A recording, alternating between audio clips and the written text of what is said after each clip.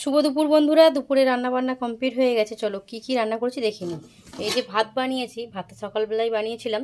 বাবু বাবু খেয়ে গেছে, আর বাবুর ড্যাডি খেয়েছিল সকালবেলা।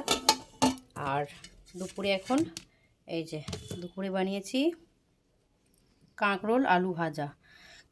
কাঁকরোল আলু ভাজা খেতে সকলেই ভালোবাসে, কিন্তু ওই যে দানাগুলো ফেলে দিতে হয়, দানাগুলো থাকলে মাম খেতে চায় না, তাই জন্য দানা ফেলে দিয়েই রান্না করি। আর এদিকে রয়েছে আজকে কিন্তু স্পেশাল, আমার বান্ধবী দিয়ে গেছে পুঁই শাকের সবজি। পুঁই শাকের সবজি সেরকম আমি অতটা পছন্দ করি না, তাই জন্য পুঁই শাকটা একটু আমার বাড়িতে কমই হয়, কিন্তু মামসোনা ড্যাডি ভীষণ পছন্দ করে।